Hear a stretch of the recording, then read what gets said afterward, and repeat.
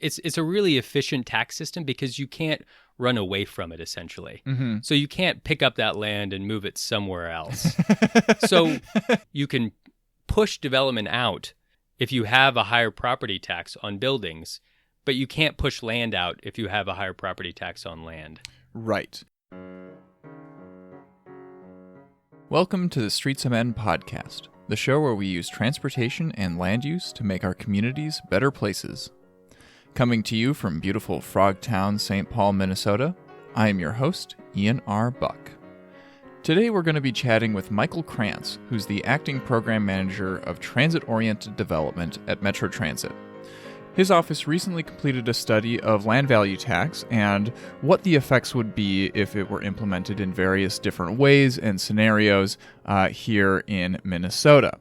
Now, of course, Metro Transit does not take a position on any existing or proposed legislation, but this case study is being used as a tool by our legislators to figure out if and how we want to implement land value tax in Minnesota. A little bit later in the episode, we'll talk about a bill that is being proposed right now for land value tax in Minnesota.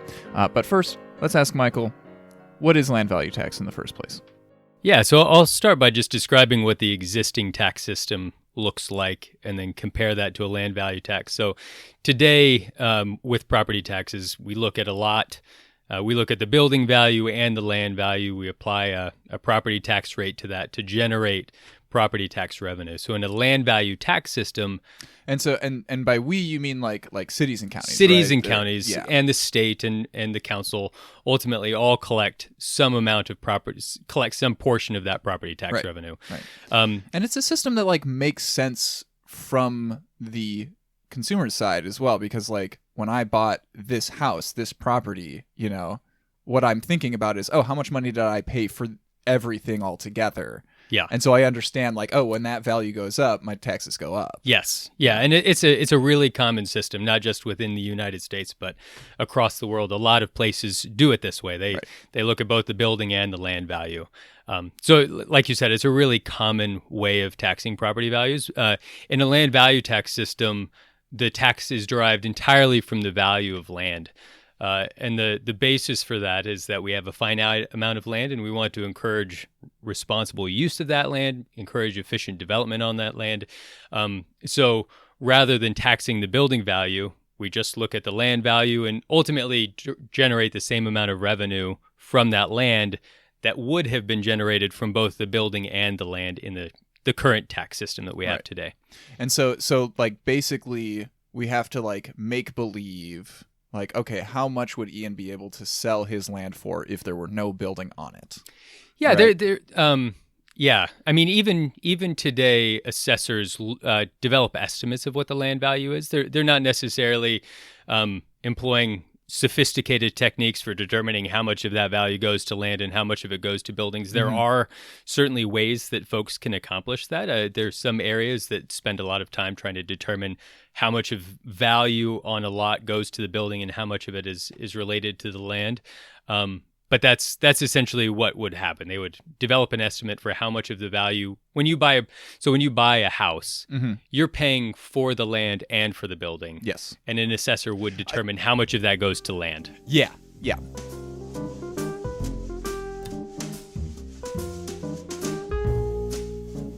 At its core, it's a very simple concept to understand. Yeah.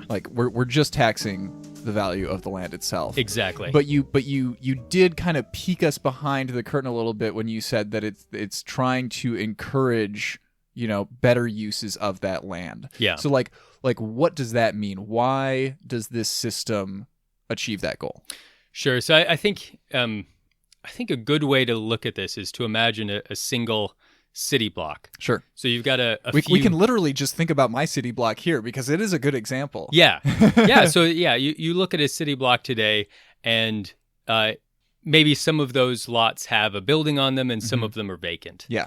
In today's the system, vast majority of my neighbors' lots are, single family homes. Almost all of them are the same size, like 1/3 of an acre or whatever. Yeah. But there's a couple that are like right next door to me that are just empty lots. Yes. So what happens then?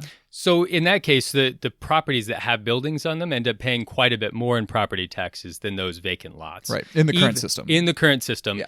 even though the same streets serve those lots, even though they have access to the same infrastructure that a lot of that the other lots do, ultimately the vacant lots end up paying quite a bit less. Right.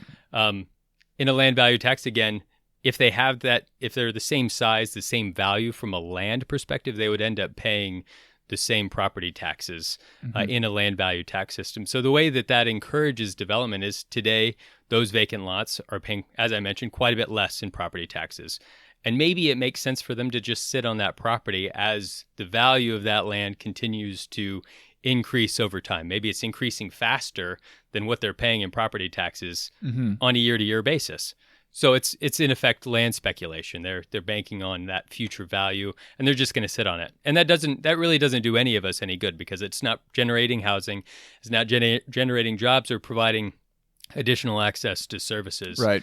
So in fact, it's really a drain on like my neighborhood because the person who owns those two properties like lives way out in Maple Grove and isn't really on top of like, making sure that the sidewalk gets shoveled in front of those vacant lots, isn't really on top of like making sure that trash gets picked up when somebody decides to just come by and like dump a bunch of garbage in the vacant lots.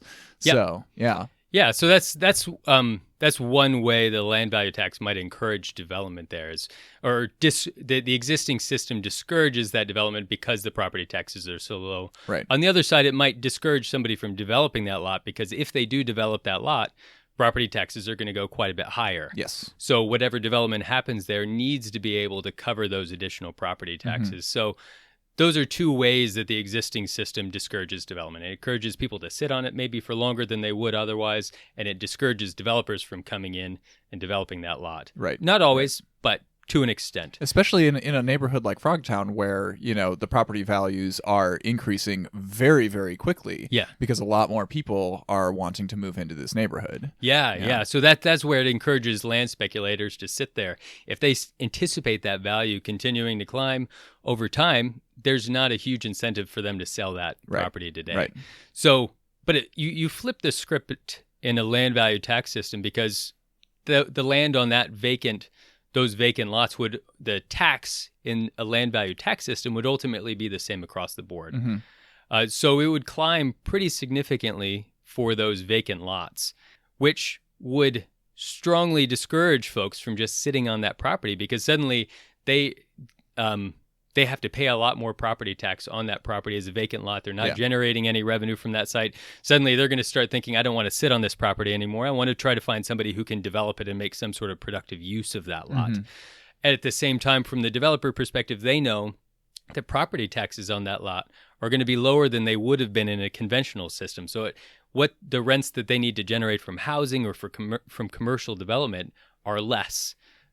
In a land value tax system. So it becomes the owner of the lot becomes more interested in selling it, but also the developer, it becomes more attractive from a developer's perspective as well. It's a really efficient tax system because you can't run away from it essentially. So you can't pick up that land and move it somewhere else. So the person who owns that land either has to accept that tax and accept that they're going to pay more even if it's vacant, or they're going to develop some productive use on that land, depending on what's needed there, housing, some sort of commercial development, whatever the case may be. I'm not going to pretend I know what is needed on any particular site, but that's why it's so efficient. Whereas in the conventional system, somebody could say, okay, I want to build a large multifamily development, and I'm going to look at a variety of sites where I can do that. You can move that building. You can choose the building based on the tax situation in those particular locations. And often what happens is folks will run away from sites where the property taxes are going to be higher by putting that development on to a jurisdiction where the property taxes might be lower. So you can push development out if you have a higher property tax on buildings, but you can't push land out if you have a higher property tax on land. Right.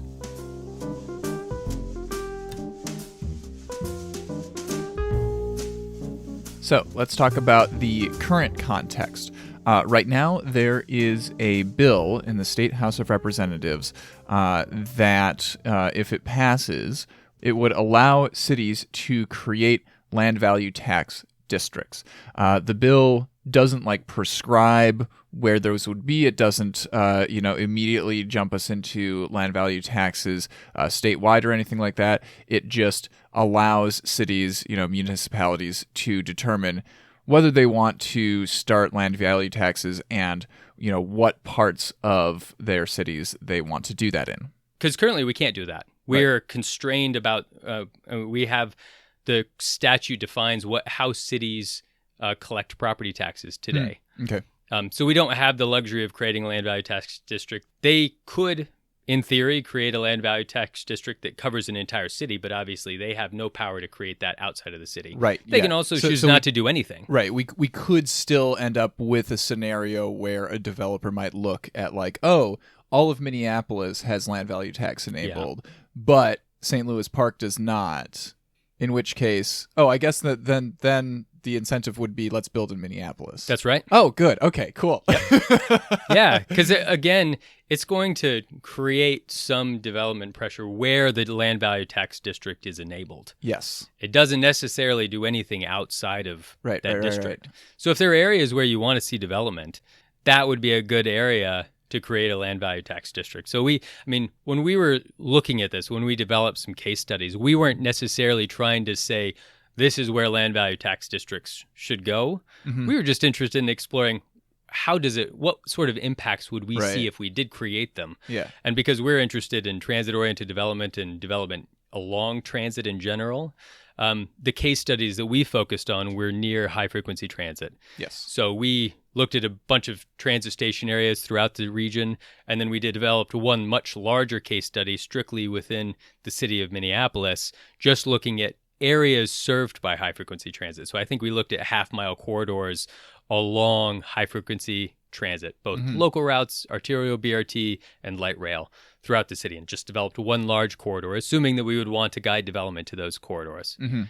So that was one of the case studies that we looked at. But again, ultimately, one of the goals here is to support economic development and create more efficient development. So that's kind of a guiding principle for where you would want to implement a land value tax district. But there are some who would just, suggest that you just want to do it wholesale. But that's the bill that we were exploring provides much more discretion than that. Right. Discretion at the local level. Yes. Yep.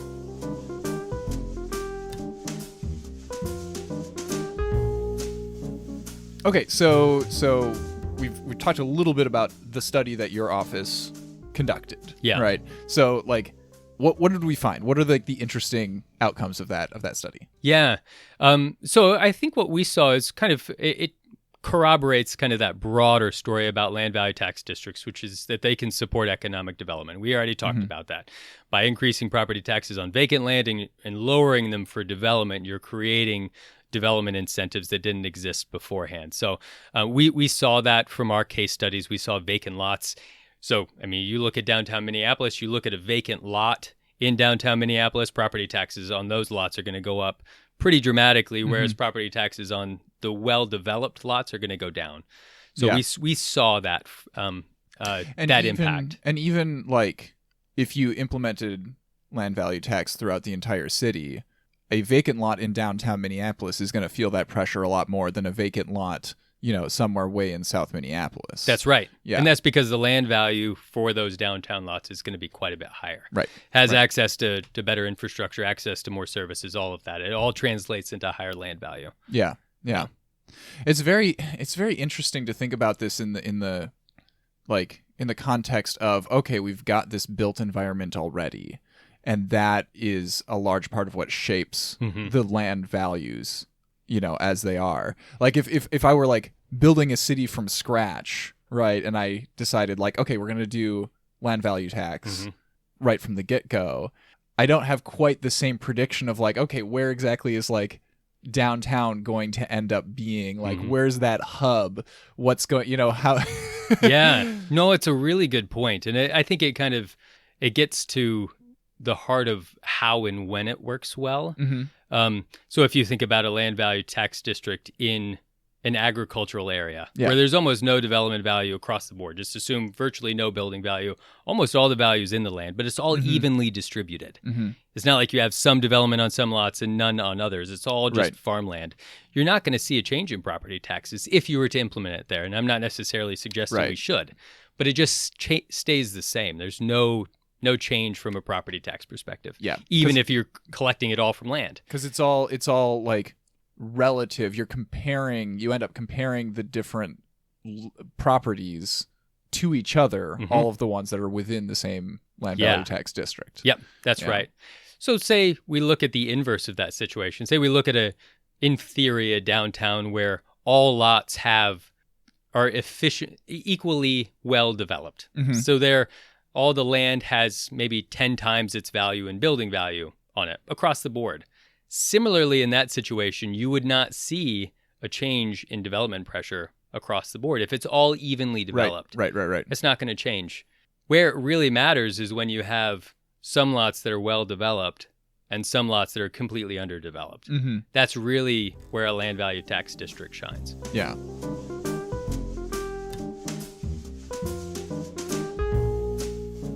One thing that did cross my mind is this kind of feels like it puts all the property owners into, like, it pits them against each other in terms of, like, it puts us all into an arms race of, like, okay, who can make, like, the best, most efficient use of our land, because, you know, the land value is largely based on, like, what's around it.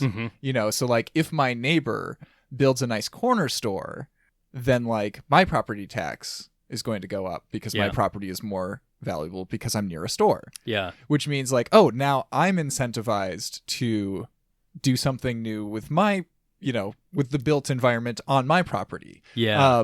Which is, like, on the one hand, you know, it kind of feels icky to, like, you know, put a bunch of homeowners into that, like, rat race, you know. Yeah. But also, I don't know, I am a homeowner, and I also don't have a whole lot of, like, patience for just, like, you know, for, like, homeowners have it so easy in our society. Like, why do we need to care? That raises some really interesting points, and I think there are some other ways.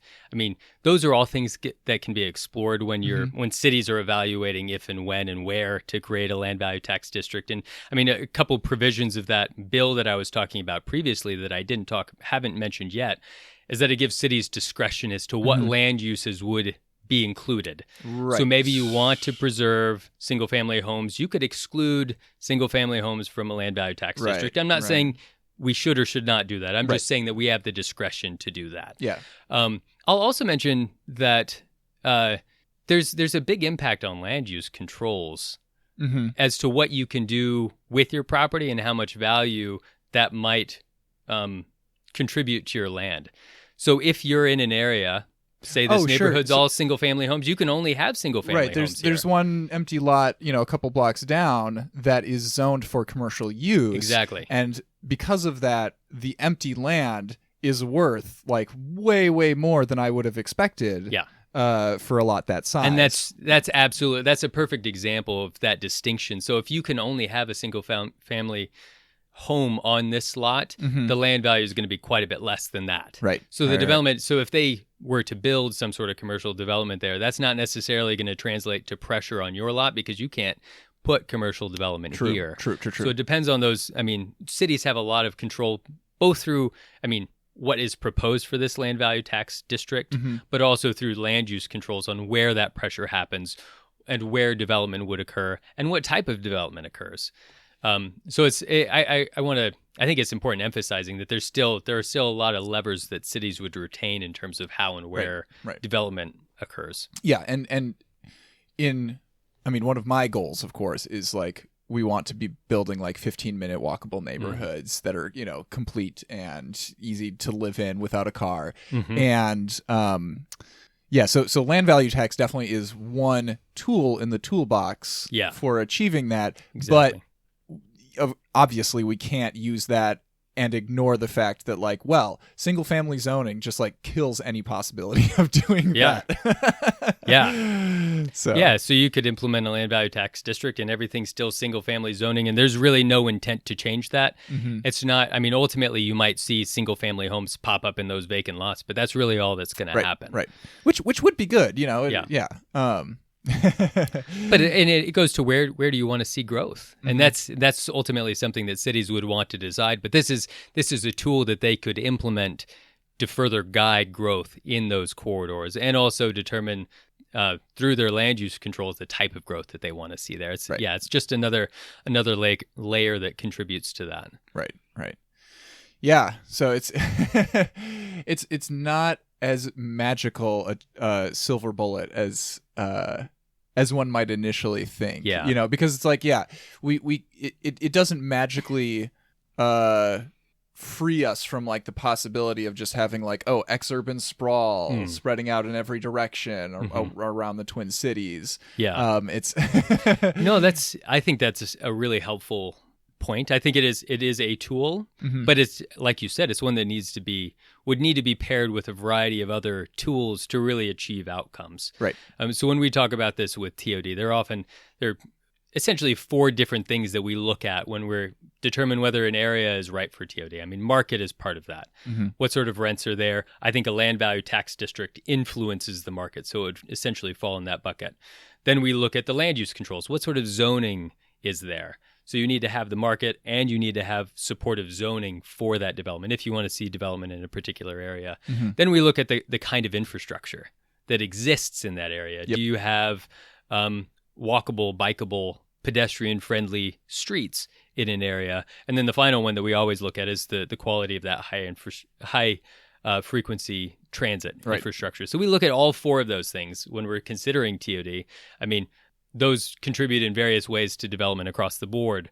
But you can't just look at that market piece. You can't just look at the land value tax piece to determine if you're going to get the development you want to see. Right. Yeah.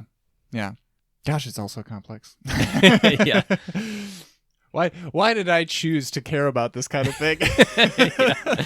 Yeah.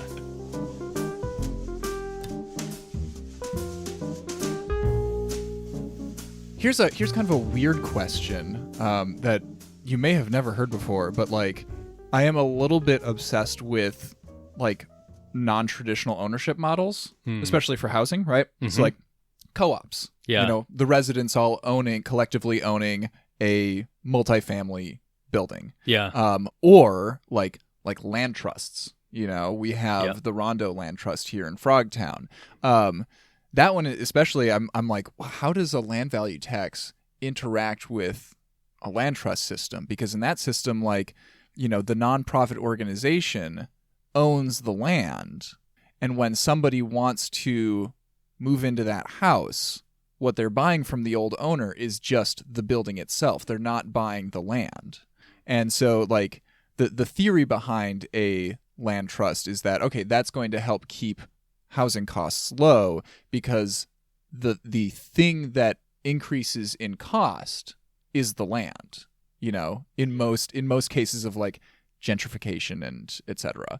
And so I'm wondering, like, did your study explore what kinds of effects that would have on a land trust organization that's trying to run that kind of model? So that's a really interesting question. I don't know if I have a really strong answer on how it relates to land trusts. It is something that we look at, and it's a helpful tool for supporting affordable housing and preserving land for affordable housing. So I'm going to pivot a little bit and talk about one of the other benefits that we saw from that study, which is related to affordable housing. I think we saw 2 different things. The first one, that when we looked at that district, that case study along high-frequency transit, it included some traditionally low-income neighborhoods in Minneapolis, both in North and South Minneapolis. And one of the things that we saw was that district would, for the most part, lower property taxes in those neighborhoods.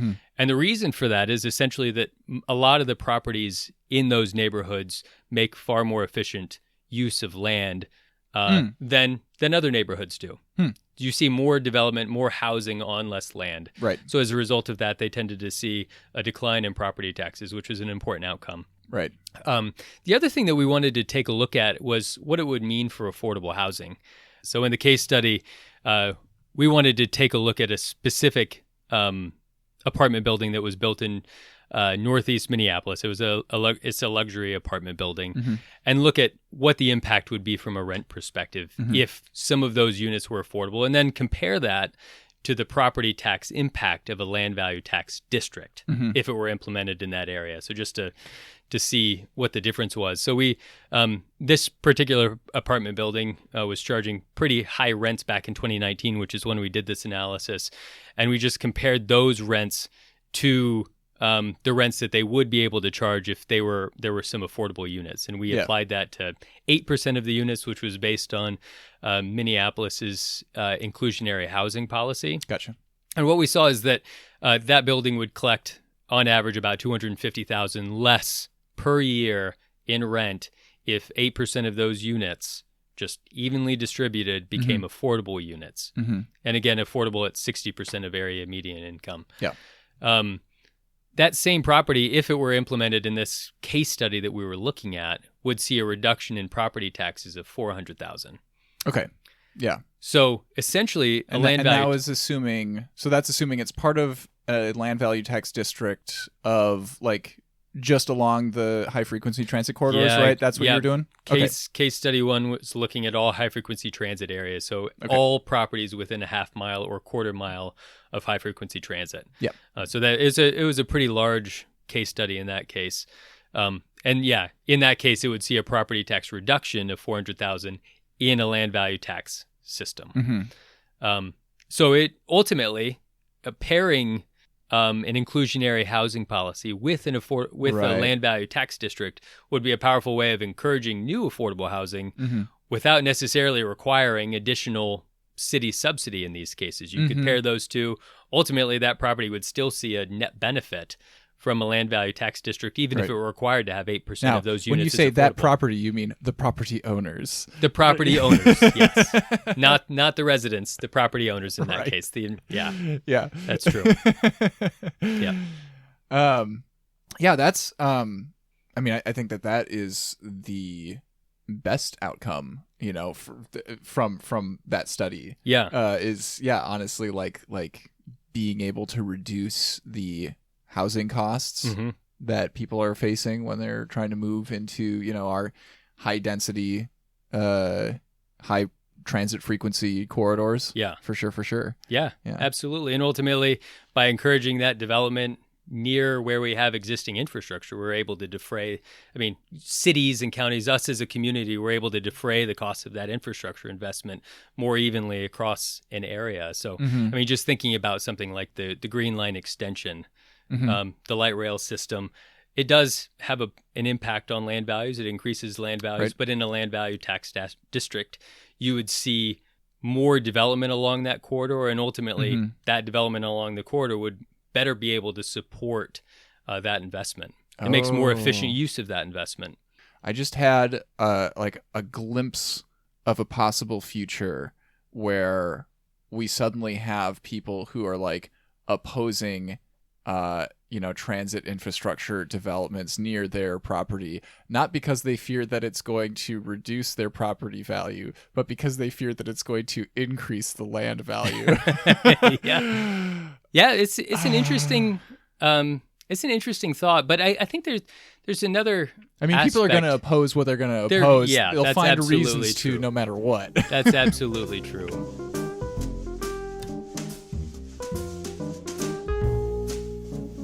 Something that I'll just mention on that front.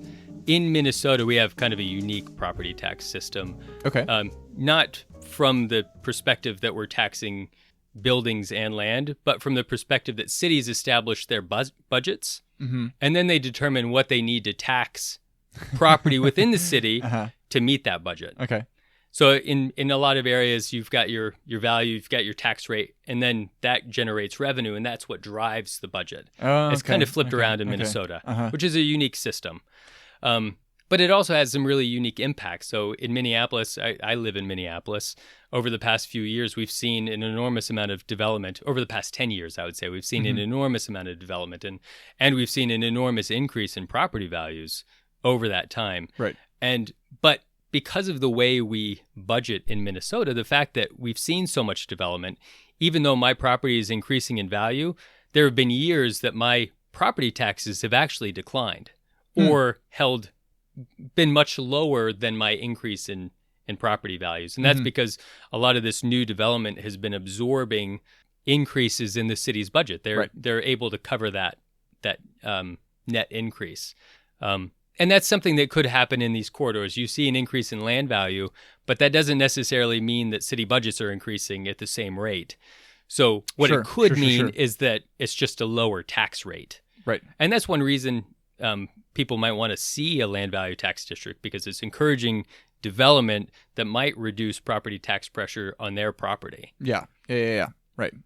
So cities set the budget. They determine what they need to pay for services or infrastructure investments. And ultimately, then they look at property tax capacity is what they look at. So they're looking at all of the taxable property across the city of St. Paul or the city of Minnesota or whatever city we're looking at. Yeah. And then they determine what rate they need to apply to all of those properties to generate that revenue and meet the budget. That's a simplistic way of describing it, but that's essentially my understanding of how it works. It's interesting that so in Minnesota, the way that we do it kind of puts a risk on, okay, they might decide that they want to provide more services than people can really, than the people who are living in the city can afford.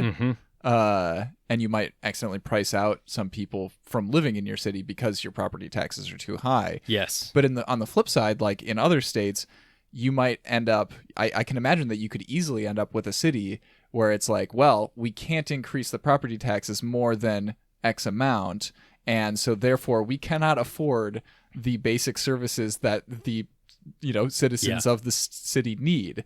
And I don't know which is worse. Yeah. Now it's a really interesting point. And I don't know if there is an ideal here. I think that there are from a city administration perspective, I think this is a pretty elegant system for meeting those needs and for determining how it works.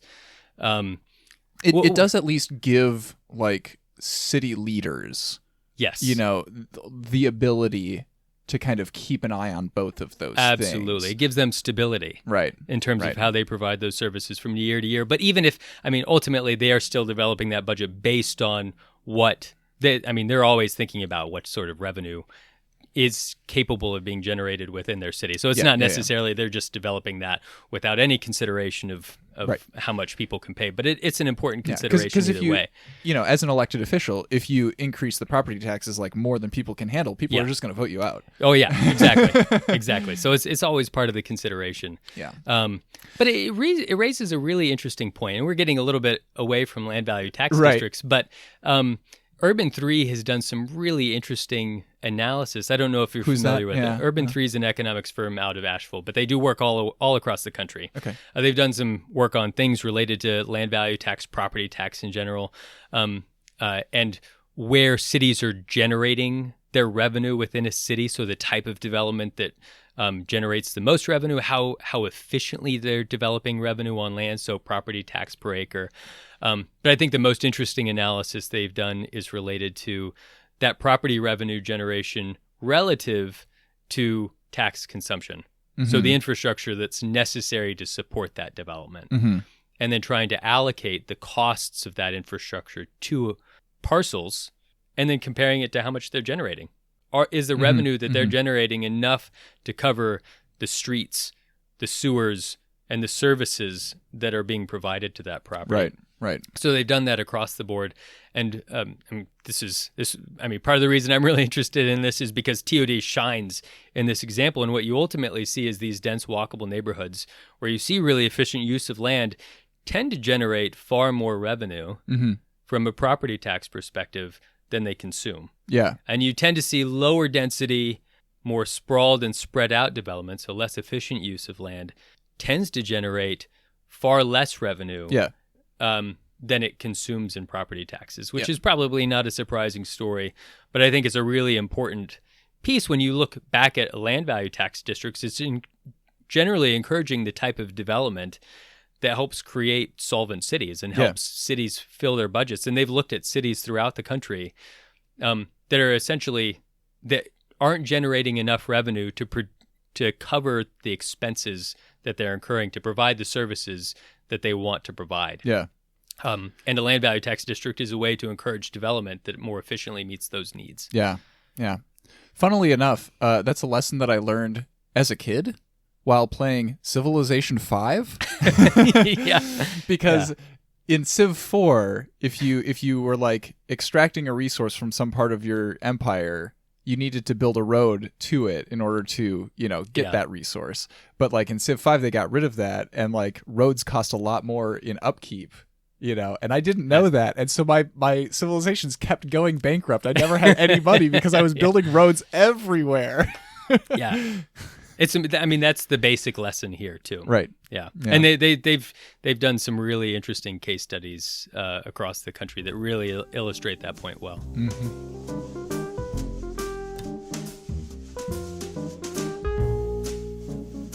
Okay, so speaking of like across the country, we mentioned that like LVT is not used it's not very common in the United States. We are exploring passing a bill that will allow local municipalities to decide if they want to do LVT. Like what's the state of things in other states? Does anybody else allow LVT or Yeah, so there's one state that has passed similar enabling legislation that's similar to what is being considered here. Mm-hmm. And that's Pennsylvania. And they've had it for, I'm not sure exactly how long ago they adopted it, but they have had that for quite some time now. And several cities have implemented it. And one of the characteristics of that enabling legislation is that it allows hybrid taxes. So they're not necessarily implementing true land value tax districts. They might have another, not necessarily called a hybrid, but a split rate tax, where you tax the land at a higher rate than you tax the buildings. Okay. So not necessarily zero on buildings and all of it coming from land. It might be some distribution between the two, but ultimately higher on land. So Pennsylvania's had that for a while. There are many cities that have implemented land value tax districts, either split rate or full land value taxes. And there's been quite a bit of study in those areas on whether we're seeing the economic development benefits that we expect to see from a theoretical perspective. And what they see is they look at cities, peer cities that have a lot of similar economic conditions, development conditions. And the cities that implemented a land value tax district generally see more development where that district was implemented than those that didn't. Nice. In some cases, the city that didn't was generally contracting. They were seeing a decline in property values and less development, whereas the cities that implemented it were seeing more development occur. Right. Nice. Yeah. Outside of the country, I believe New Zealand has implemented land value tax districts, and I think that there may be a European example as well. Sure. Yeah.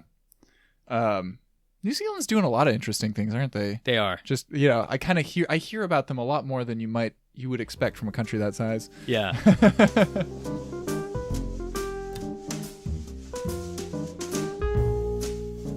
One of the benefits that I have not mentioned, so we talked about the economic development benefit, we talked about the affordable housing benefit, we talked about guiding development to infrastructure investment. Yeah. The one that I haven't talked about, which I think is really relevant, is the climate benefits of a land value tax district. And I think this really comes down to the fact that a land value tax district encourages infill development. There's been some great research from the University of California at Berkeley looking at how various municipal policies might impact climate emissions. And they've done this for cities throughout the state of California. And one of the pieces that they identified is that infill development, especially in cities that have robust transit infrastructure, infill development, so development in areas that's already developed where you have transit infrastructure, walkable, bikeable streets, that is where you're going to see by far the greatest impact from a climate perspective, where you're going to see the greatest reduction in emissions. Right. And that doesn't include the reductions in VMT that come from infill development, which I think is a really... Yeah, that's a huge piece as well. It's a huge piece as well. So you look at these charts that they've developed, and urban infill just stands apart from everything else. We often talk about electrification as our salve for climate change, and it is an important part of the conversation. It needs to be part of the conversation. But urban infill and VMT reduction and all of these, I mean, you just get a lot more bang for your buck. And land value tax is again another tool that can be used to help address and reduce our greenhouse gas emissions. Yeah, as long as you, again, pair it with zoning that allows for that infill development, right? Yeah. Absolutely. That's always part of it. Mm-hmm. Yeah. Yeah, because, here in my neighborhood, I think the only thing that I would be able to do with this property differently would be adding an ADU. Because St. Paul has not done anything quite as interesting as Minneapolis in terms of allowing duplexes and fourplexes on any lot. Yeah, but ADUs, we're allowed to do those. Yeah, yeah. But I think there has been, if I'm not mistaken, quite a bit of rezoning along the Green Line. Yes, quite a bit of rezoning along the A Line BRT. And those are great corridors for supporting and encouraging infill development. And you can accommodate a lot of development in those corridors. And again, layering that zoning with a land value tax district would create kind of a virtuous cycle in that regard. Yeah. Now let's replicate that by taking out I-94 and replacing it with a transit and bike oriented boulevard. Oh man.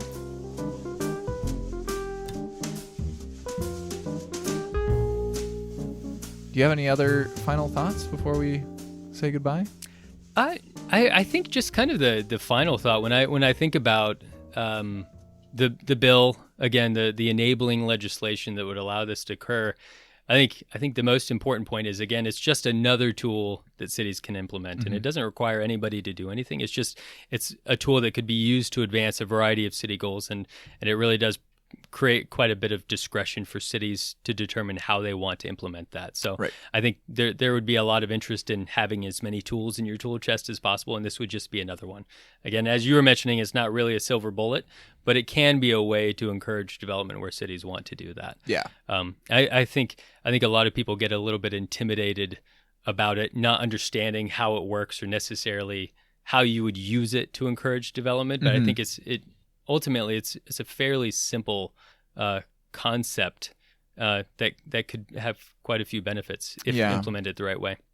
I suppose the one sticking point is you have to also be able to communicate to the property owners, hey, by the way, this is what this new tax system does, and how you can take advantage of that. Yeah.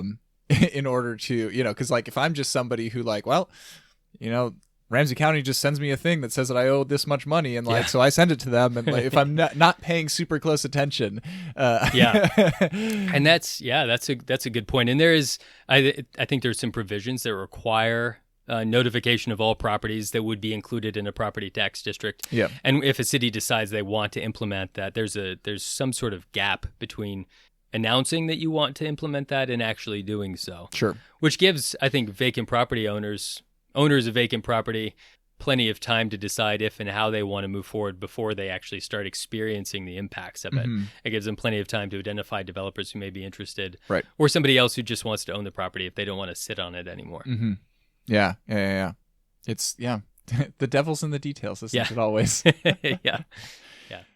Thanks for joining us for this episode of the Streets of Men podcast. The show is released under a Creative Commons Attribution, Non-Commercial, Non-Derivative license, so feel free to republish the episode as long as you're not altering it and you are not profiting from it. The music in this episode is by Eric Brandt and the Urban Hillbilly Quartet.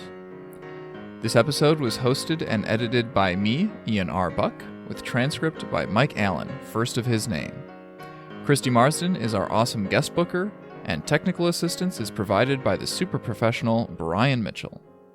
If you're able to help make sure this team gets paid for the hard work that they do, please consider donating at streets.mn/donate. We really appreciate it. Are you enjoying the show and want to help make future episodes? We're currently in need of someone to help create transcripts. Mike has been doing an awesome job so far, but he's moving on to other areas of responsibility with Streets MN. We're also looking for folks interested in editing occasional episodes. Many hands make light work. And if you're feeling inspired to create a whole episode of your own, we'd love to have more perspectives on the show. And by the way, all of the opportunities here pay you for your work. Until next time, take care.